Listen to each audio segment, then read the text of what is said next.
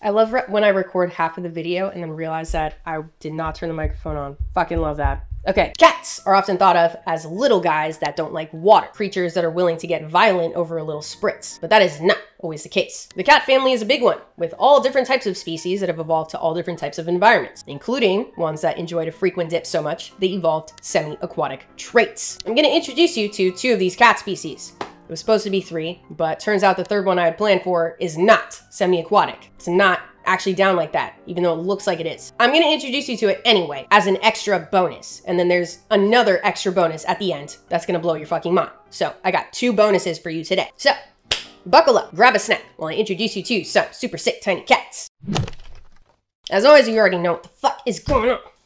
Don't wanna bug my neighbor. As always, you already know what the fuck is going on. Gotta get the general information out of the way. Cats belong to the family Felidae within the order Carnivora. Cat family has been around for about 30 million years that we know of and evolved to become some of the most successful predators on the planet. You'll notice whenever we talk about peak mammalian evolution, it takes place sometime after 66 million years ago. Mammals have been around much longer than that, but weren't able to really find themselves until after the dinosaurs got fucking nerfed by the asteroid. Before then, they were pretty much just rats living in the ground or in the trees, trying to make ends meet without getting fucking crushed to bits by a giant lizard. I'll talk more about this in my History of Life series coming up, which I have mentioned multiple times. It's coming, where I'm gonna go through each of the periods in Earth's history, 1 period per episode. I just threw that in now because honestly, dinosaurs have been on my mind because I went to the Natural History Museum the other day and it was really cool. I'd never been there before and I liked it a lot and I had a great time. Also, by the way, I'm 5'4". I'm not 4'1". I'm not 4'11". I'm medium height. The bones were big and this base just so happens to be unnaturally large. I'm the average height for an American woman. I looked it up. So anyway, since their appearance about 30 million years ago, cats have spread out all over the planet to occupy a variety of carnivorous niches. Some filled the roles of apex predators, like the big cats you're familiar with, the lions, the tigers, the leopards, while others settled into more modest roles, catching rodents, birds, and even sometimes fish. Even sometimes a lot of fish, like a shit ton of fish, and got real comfortable getting their little paws wet. Both semi-aquatic species I'll be introducing you to today have partially webbed feet that help them swim,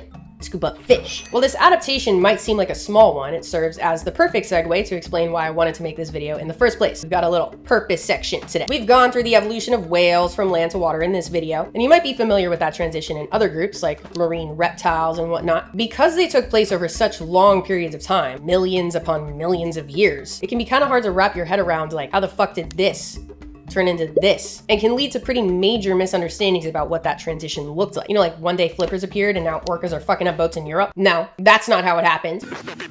Dare I say, a misunderstanding like this can lead people to deny evolution altogether. The small changes building on top of each other over a really long time to make big changes can be kind of hard to visualize. So I figured, why not make a video on some species that are just starting, not just starting, but you know, just starting to evolve some of these small changes. And these species just so happen to be cute, tiny cats. This is not a cute animal video. This is an evolution video, an evolution of cute, tiny cats video, but an evolution video nonetheless. Am I saying that these cats are gonna fully transition to water and become little tiny little kitty whales? No, I'm not saying shit, but that would be cool as fuck. Okay, I bet you're just itching at this point to see the first water cat. So allow me to introduce you to our teeniest tiny little guy for today, the flat-headed cat. Yes, that is their name, due to the flat nature of their head. They're found in Thailand, Malaysia, Borneo, and Sumatra, and they get to about 3.5 pounds. Please do not lose your shit. This is some serious stuff. Let's run over the quick facts that make this species semi-aquatic. Flat-headed cats have partially webbed feet,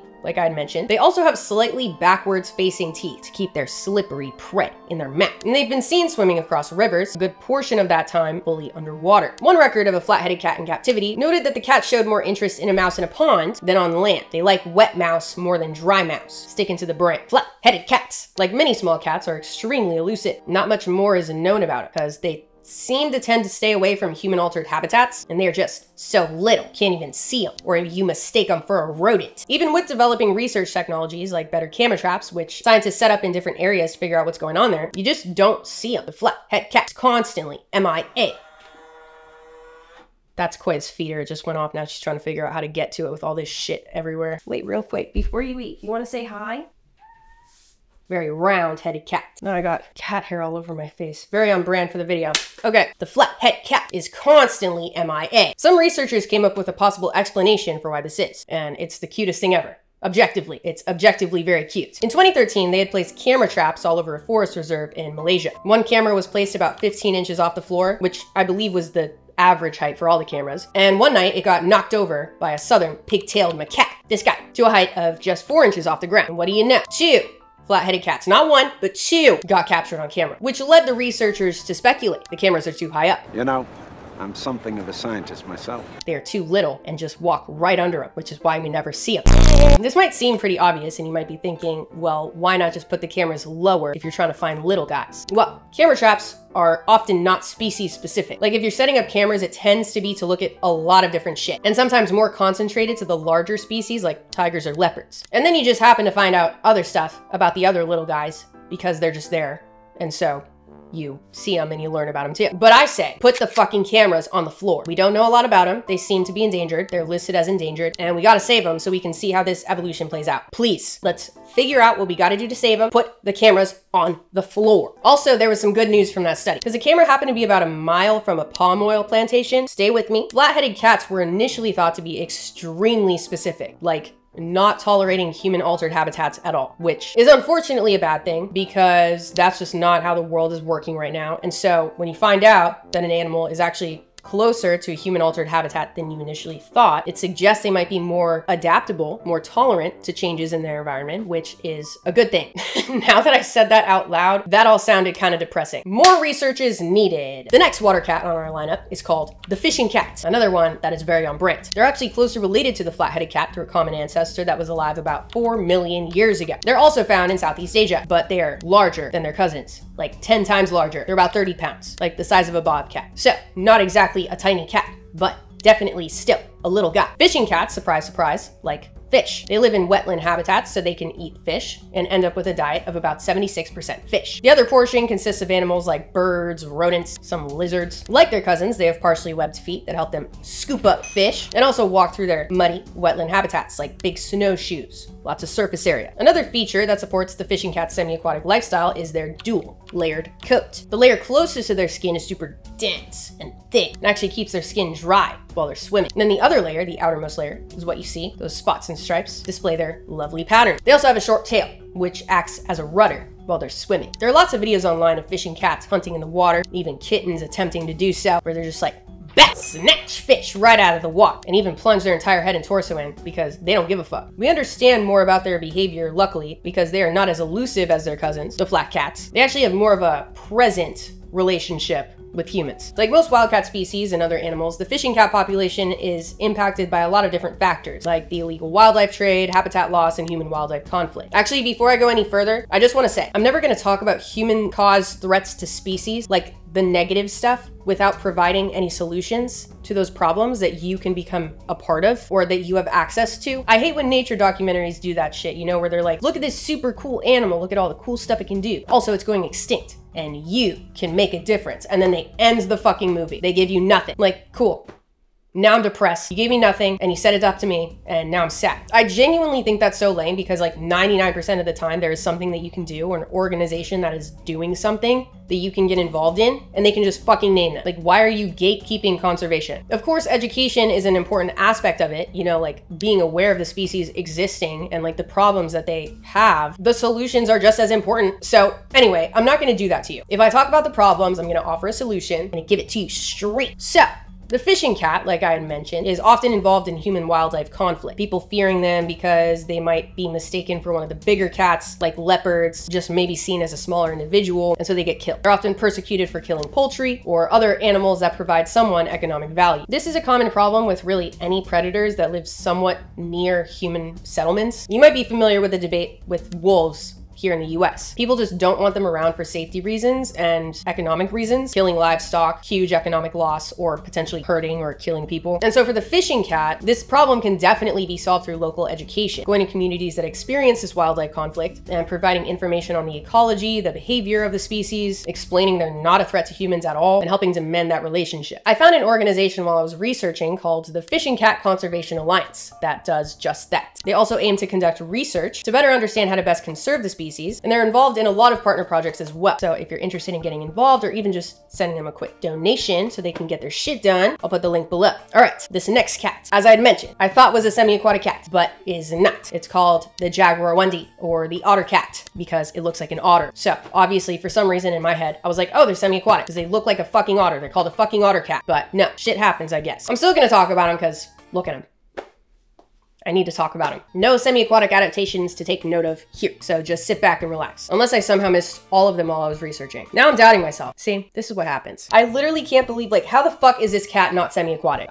Okay, so anyway, the jaguarundi is found all throughout Central and South America, all the way from the border of US and Mexico to South Central Argentina. They get to about 20 pounds and like to eat small vertebrates, particularly mammals such as rats and other rodents, really whatever it can get its little paws on. Despite having jaguar in their name, the jaguarundi is most closely related to pumas, or cougars, or mountain lions, the cat with many names. You might remember from my cheetah video that cheetahs, pumas, and jaguarundis share a common ancestor that was alive about 6.7 million years ago in North America. Then there was a split, and the ancestors of the jaguarundis and pumas headed south, and the cheetahs headed west over the Bering Strait land bridge. So within the cat lineage, jaguarundis and pumas are very closely related to each other, and you can kind of see similarities in how they look. The resemblance, it makes sense. Jaguarundis are just definitely more pointy. You know, they're like an otter crossed with a sharp pencil. I've never worked with jaguarundis, but I've worked with plenty of pumas, and they're feisty as fuck. They spit like nobody's business.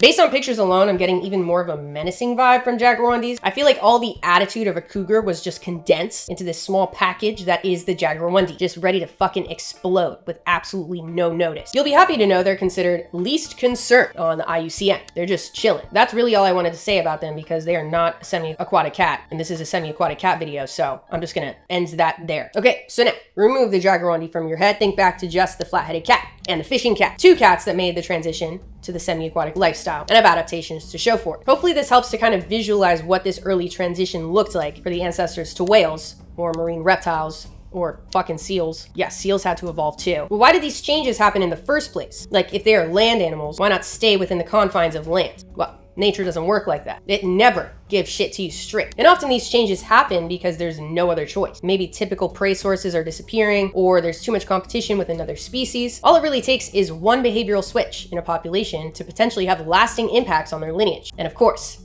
I have a cat example of this, the bonus cat. One need not be introduced because they are literally the most famous animal on the planet, the lion. Yeah, there's a population of lions that have started to hunt seals. Let's start from the beginning. Once upon a time, a population of lions lived at the Skeleton Coast in Namibia and hunted seals and hung out on the beach, chilling all day, until the 1980s, when local farmers wiped out the population, human-wildlife conflict. The lions abandoned the coast for 20 years and returned in 2002, but they weren't hunting seals. They just went back to their usual ungulate shit. They were just doing the usual antelope song and dance. Were the sea lions gone forever? Well, since 2018, a small population of them started hunting seals again due to a drought that annihilated their ungulate prey sources, even timing when seals came in on waves and attacking them right at the shore. A team of researchers was able to fit them with tracking collars, which track them. It's a common practice for observational research of different animals, especially carnivores, and it doesn't negatively impact them at all. But because of this, researchers have been able to track their whereabouts, figure out what they're eating, see potential new behaviors that they've never seen before, and it also prevents potential interaction with visitors, which is a good thing. They're able to tell when the lions enter a certain area so they can block off that part of the coast, keep people away from them. This is a necessary thing because they have had interactions with people before. And one time, one of the lions charged a vehicle, and another time,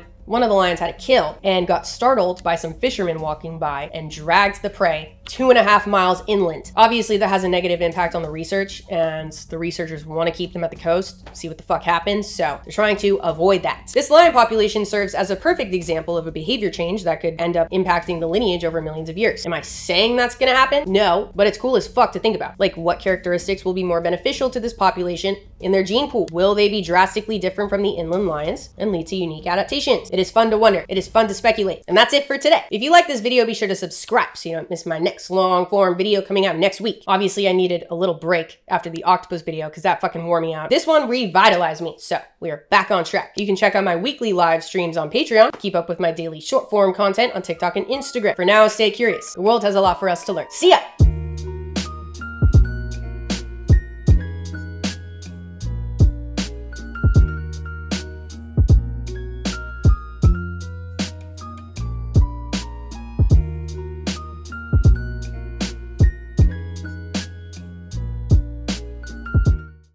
Jerry Seinfeld just came on the screen. Forgot to turn my TV off.